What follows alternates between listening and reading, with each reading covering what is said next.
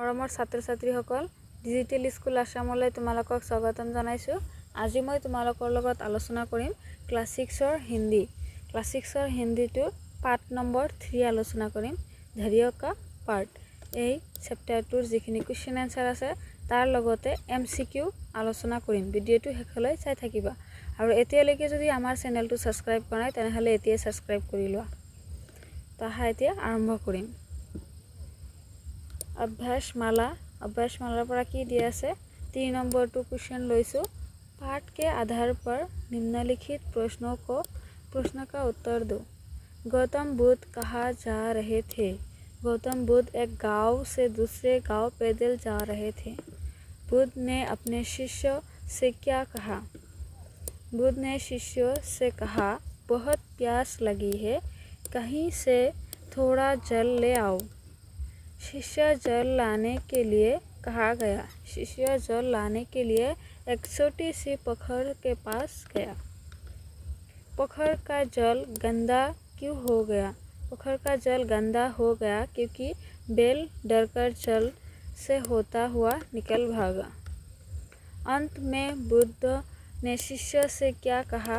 उत्तर होगा, बुद्ध ने शिष्य से कहा, इस छोटी सी बात को तुम सदा याद रखना, इससे तुम्हें धैर्य का पाठ मिलेगा।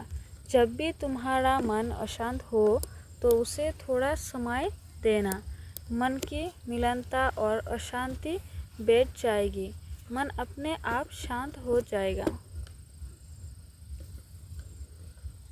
बुद्ध की अनमोल बातों का शिष्य पर क्या प्रभाव पड़ा? बुद्ध की अनमोल बातें सुनकर शिष्य का चित्त प्रसन्न हो गया।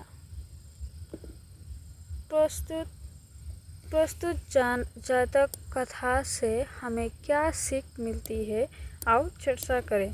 इस जातक कथा से हमें धैर्य का महत्व सीखने की मिलता है। जैसे पोखर का गंदा जल कुछ समय बाद शांत होकर निर्मल हो गया, वैसे ही जीवन में जब मन अशांत या क्रोधित हो तो धैर्य रखने से वो स्वतः शांत हो जाता है।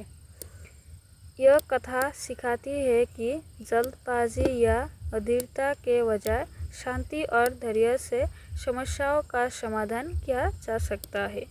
आमी यदि धैर्य धरो तेनहले जिकोनो कामे आमी समाधान करिब पारिम। तुमने इनमें से किस साधन पर टिकट खरीदकर पैसा चुका कर और मुफ्त में सवारी की है?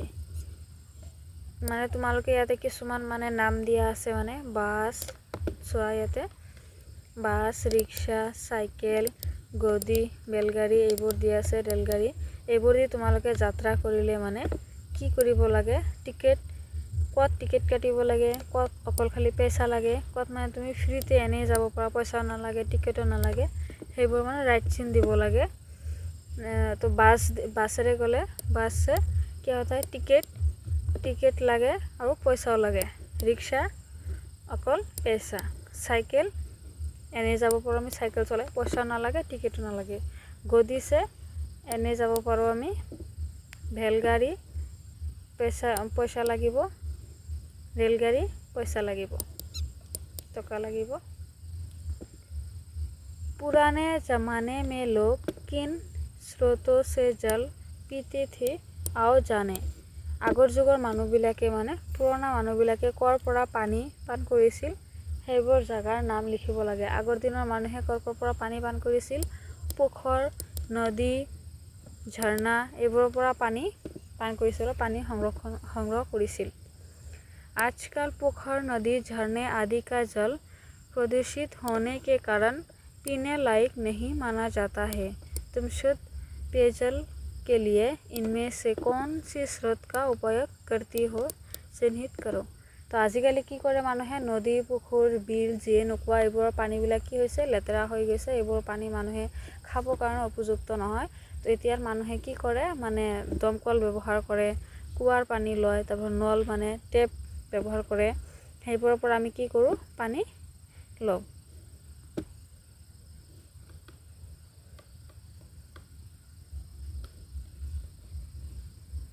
6 नंबर की আছে চোৱা निम्नांकित प्रश्नों के दिए गए उत्तरों में से एक सही है सही उत्तर का चयन करो याते माने এটা শুদ্ধ উত্তৰ আছে ইয়াতে মানে অপচনাল হয় চাৰিটা অপচন দিয়া আছে তাৰে ভিতৰত এটা শুদ্ধ হ'ব হেতু মানে তোমালোকে ৰাইট চিন দিব লাগে गौतम बुद्ध एक गांव से दूसरे गांव जा रहे थे কেনেকৈ গৈছিল पैदल এটো হ'ব উত্তৰ তাৰপিছত চোৱা शिष्य पोखर की तरफ बढ़ा तो डरकर जल से होता हुआ निकल भागा कि भागिছিল बैल बुद्ध ने शिष्य से कहा लेकर ही लौटना क्या लेकर जल लेकर ही लौटना 7 नंबर की আছে आओ इन वाक्यों में प छ व और ग वर्ण कितनी बार आई है खोजो और घेरो ইয়াতে দিয়া আছে তোমালোকৰ তাৰে ভিতৰত খ ভ কত কত আছে এটো গোল চিহ্ন দিব লাগে বহুত সহজ হয় এটো তোমালোকে পাৰিবা এটো পটো আছে তিনিবাৰ যত কত কত আছে পখৰ পি পাঁচ এবোৰ আছে জটো কত কত আছে জল 6 বাৰ আছে জল জল জল এবোৰ আৰু ভটো 5 বাৰ আছে ঘটো 4 বাৰ ব্যৱহাৰ হৈছে মানে এই মানে আখৰ বিলাক মানে কিমান বাৰ কে ব্যৱহাৰ হৈছে হেতু লিখিব লাগে আৰু গোল চিহ্ন দিব লাগে বা এক্সট্ৰা কে লিখিলেই হল আৰু তাৰ পিছত চোৱা এমসিকিউ খিনি কি আছে गौतम बुद्ध कहाँ जा रहे थे उत्तर होबो एक गांव से दूसरे गांव तक गांव से गांव बुद्ध ने विश्राम के लिए कहाँ रुकने का निर्णय लिया एटु की होबो एक वृक्ष के नीचे बुद्ध ने शिष्य से कहा क्या लाने के लिए कहा उत्तर होबो जल शिष्य को जल कहाँ मिला पोखर में पोखर का जल पहली बार क्यों गंदा हो गया बैल के भागने के कारण शिष्यों ने पहली बार जल क्यों नहीं लिया क्योंकि जल गंदा था बुद्ध ने शिष्यों को दूसरी बार क्या करने को कहा पोखर के पास रुकने और जल लाने को दूसरी बार शिष्यों ने पोखर का जल कैसा पाया निर्मल बुद्ध ने शिष्यों को धैर्य का पाठ किसके माध्यम से समझाया गंदे जल के शांत होने से इस कथा का मुख्य संदेश क्या है धैर्य का महत्व